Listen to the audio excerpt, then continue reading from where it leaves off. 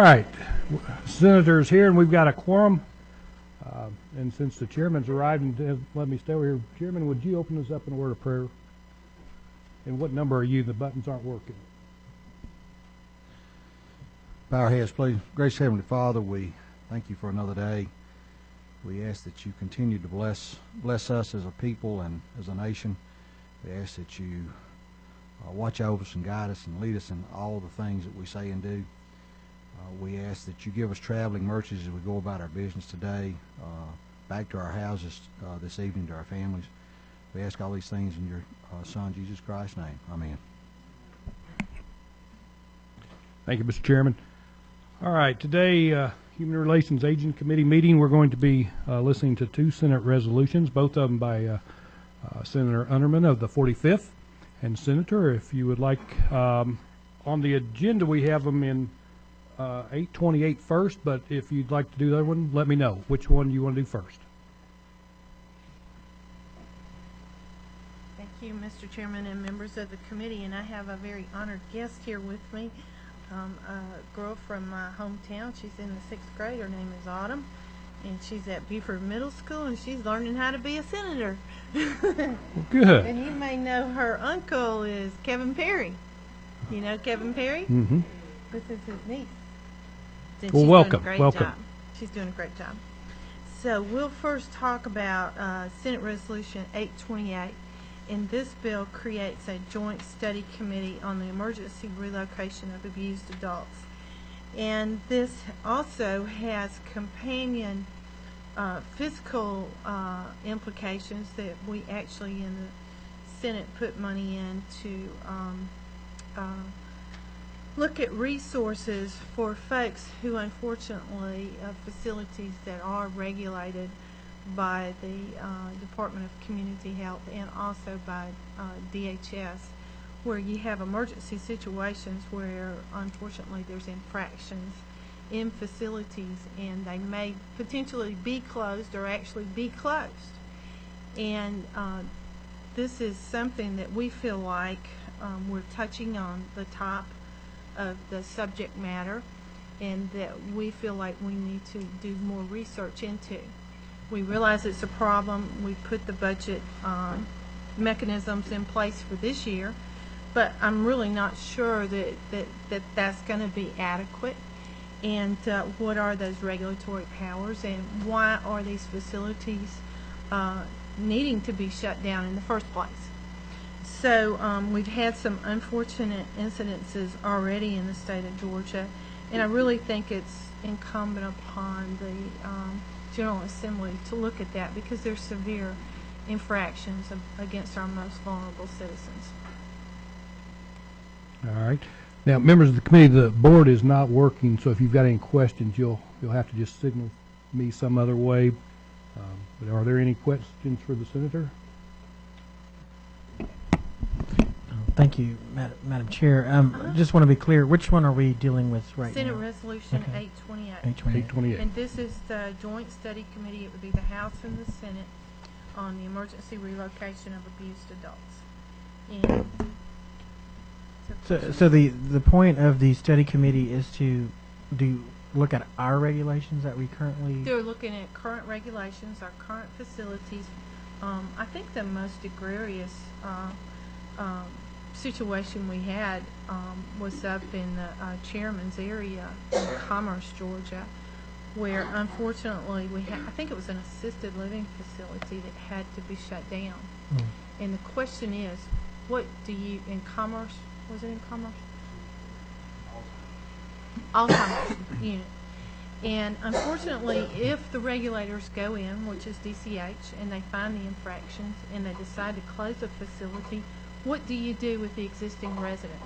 And where do they go, in the middle of the night or in the middle of the day? And what do you do if they don't have a guardian? What if you don't have a family that can take them home? Or what if they don't have a family that has the capacity to take care of them? So it really falls upon the state, unfortunately, to look after these people and to do it in an emergency situation. We have emergency beds, but we don't have emergency nursing home beds.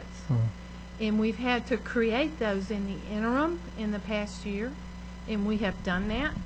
and we put money in the budget to be able to do it, but we're really not sure exactly what, why, and how we're doing it. Have we thought of, obviously we have a hospital closure problem across Right. the state. Mm-hmm. Have we looked at the prospects of some of these hospitals who have closed and are no longer solvent and they're just buildings sitting out there? Have we looked at possibly as a possibility One of... thing we have done with hospitals in particular is looking, and I know this from working on the Behavioral Health Coordinating Council, is working with the Department of Corrections. And we did this, I think, about 2 years ago, of using those beds in that manner. But this we haven't. What we've done on the interim, and the chairman can correct me, we have contracted with the nursing homes for emergency beds. And I'm sure someone in here the advocates can speak better. But there are a limited number, just a very small number across the state. The problem with that, you may close a facility in Commerce, and you may have a nursing home bed in Vidalia, Georgia. Well, if that were my parent, I wouldn't want my parent to be going to Vidalia, and I'd have to drive 200 miles to go see them. So it's very precarious, because I know this. I've had to do this in the last couple of weeks with my in-laws, of trying to find a nursing home bed. They're at capacity, and you have to wait for someone to die or someone to be discharged because they can't afford it anymore. And there really aren't a whole lot of beds out there available, and that's because of the aging baby boomers. So what would be the end game with the study committee is, and I guess that we can't really answer this question I'm about to pose until we actually do more findings, is what's the ultimate end game? Is the ultimate end game to create emergency nursing home centers? Is that the goal? I think the end game is to have a plan of action, so that when you have the infractions and you close down a facility, that you and I, as the fiduciary responsibility of our elected position, that we know what's going to happen with these folks. And right now, I personally, and I'm intimately involved in this because I work on it in the budget, and so does the chairman, I really can't tell you what would happen if you closed down a 40-bed facility. Where would they go? And I remember seeing on the television account of these people that were in tears. What am I going to do with Mama? I can't take Mama home. Where am I going to put Mama? Who's going to help me find a nursing home for Mama? And it's sad. It's no different than taking kids out of their homes and putting them into foster homes. This is the same connotation of vulnerable adults. Thank you.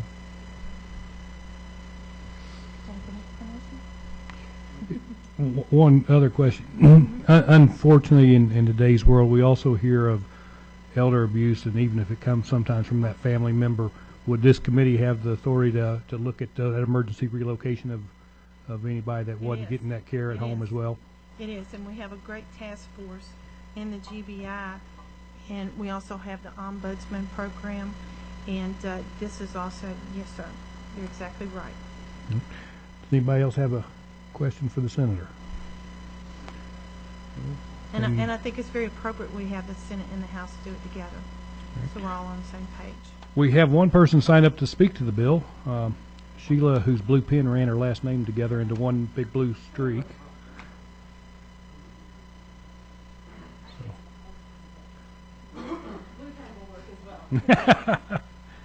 Well, if you would state your name and who you're with. Absolutely. Good afternoon, Mr. Chairman, members of the committee. My name is Sheila Humberstone. I'm with Troutman Sanders Strategies, here today on behalf of the Alzheimer's Association Georgia chapter. As you know, most of you know, because I've been before you a few times this session, Alzheimer's is the 6th leading cause of death. Sadly, a report has just come out, literally in the last couple of days, that indicates that we may actually have to redefine what we think of as Alzheimer's in terms of diagnosis through death certificates, and that we actually may have Alzheimer's as the 3rd leading cause of death. The reason is because in the death certificates, people with Alzheimer's, they lose their ability to function over time. And so what they actually die from is an inability to swallow, which leads to pneumonia. So the death certificates end up seeing as pneumonia as the cause of death, as opposed to Alzheimer's. So just wanted to give you that background on sort of where we are, because that's an exciting but sad and relevant update for us all to be considering. We are extraordinarily supportive of this legislation.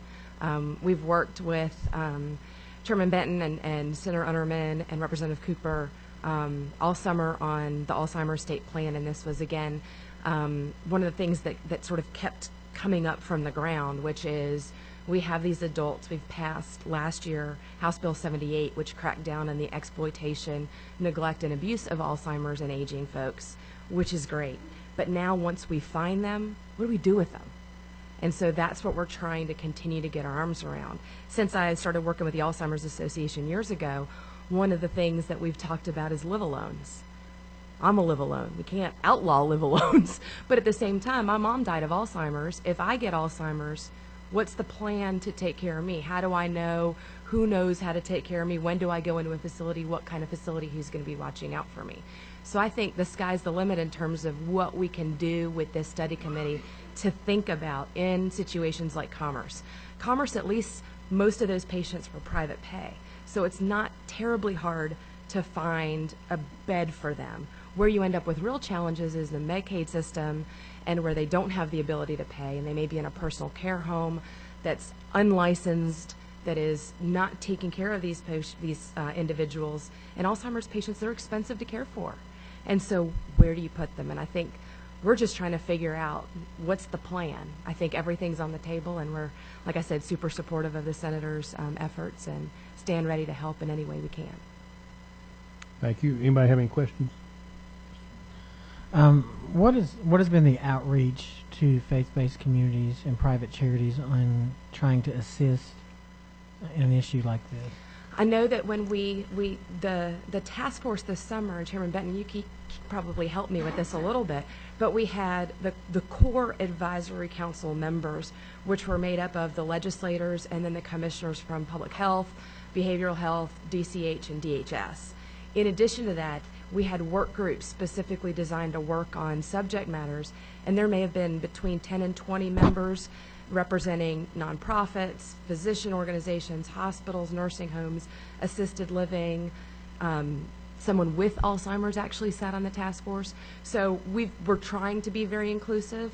I think that's an absolutely perfect idea. I know a couple years ago there was some discussion about Adult Day and using a lot of the faith-based organizations to help. So I think that would certainly be something that we would want to consider as we move forward with this. Thank you. Any other members have questions? Thank you. Thank you I urge very your much. support of the resolution. All right. Does anybody else have anything they want to add, or no? So what is the will of the committee? We got a motion. Is there a second? Motion and second do pass. All in favor say aye. Opposed? Motion passes. All right, move on to Senate Resolution 746, also by Senator Unterman of the 45th.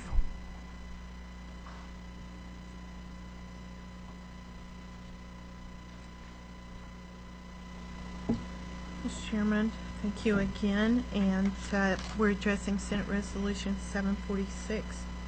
And this is an urging resolution to adopt the recommendations when they are ready of the Alzheimer's and related dementia state plan task force. As most of you know, the task force has been meeting in the past about 16 months. That task force is divided up into 7 key committees, and just about every time that we meet, and we meet all over the state, there's about 75 people who participate in that meeting. Our goal in the legislation that was created from last year that created the task force is after 18 months that we will make specific recommendations on a statewide plan for Alzheimer's and related dementia. That plan is anticipated to carry us into the next 5, 10, 15, 20 years so that we know how the state of Georgia is going to handle the fiscal impact, the social impact, and the economic impact on our society of aging folks who have dementia. So this is nothing more than the adoption of an urging resolution to say, yes, we support the continuation of that committee, and next year when we come back into session, knock on wood that we're all reelected, we come back and we actually will adopt a statewide plan. This plan is no different than other plans that the state in the past has tackled major problems in trying to do the research and data and working with the General Assembly and the departments that are over the healthcare issues. And I think it's a great thing. I think it is something that is very much needed when you sit and write the budget and you worry about how we're going to handle the aging folks. This is a definite plan. We're 40 states in the nation have a plan, and Georgia is only one of the few left that does not have a plan. All right. Any questions for the Senator on House or Senate Resolution 746? How about for the Senator to be? Any questions for her? What do you think of it? Well, you got to speak in the microphone. Do you like the Senator's plan? Yes? Okay. Before I forget, Senator, I didn't ask you who would be carrying these. I believe Chairman Benton is carrying one of the Alzheimer's bills, and Chairman Cooper's carrying the other one. I believe Chairman Cooper's carrying this one. Is that right?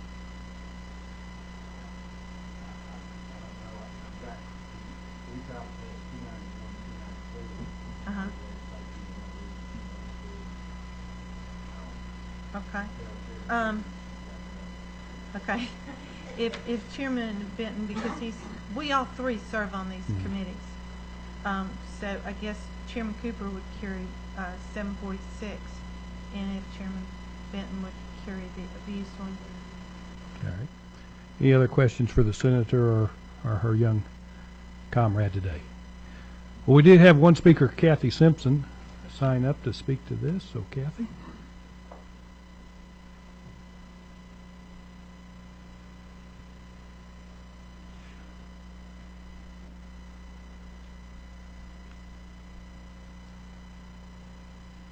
You know, I could clearly read your name. Just please state your name and who you're with to tell us. Kathy Simpson, Advocacy Director for the Alzheimer's Association, Georgia Chapter. We are extremely excited about the creation of the State Alzheimer's and Related Dementia State Plan, and we're proud of the work that the task force has done under the leadership of Senator Unterman, Representative Benton, Representative Cooper, the commissioners, and Director Jay Bulott of the Division of Aging Services. There is a national Alzheimer's plan that has been out since 2012. This plan will be able to work in conjunction with that plan to receive any funding or any results of the work of the national task force as it comes down. We're excited to be supportive of this and commit to work in any way that we can with faith-based communities, private sector, public sector, state agencies to make sure that the plan remains relevant to those 120,000 Georgians who are living with Alzheimer's, and we know that half of the people living with the disease have yet to be diagnosed, so we're facing a tsunami of dementia as we are a tsunami of aging. So we thank you very much for your consideration and urge your support. Anybody have any questions for? Seeing none. Is there anybody else that didn't sign up that'd like to speak to the resolution? Seeing none, what is the will of the committee on Senate Resolution 746? Got a motion to pass. Is there a second? Second. It's been moved and seconded. All in favor signify by saying aye. All opposed? Motion passes. That is all the business on our agenda today. The committee is adjourned.